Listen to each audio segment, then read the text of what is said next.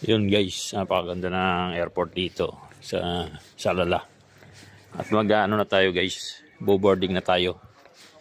Alas 10:20 ay magbo-boarding na at 11:10 ang ating flight. Kaya yun, dito tayo sa 2B, gate 2B.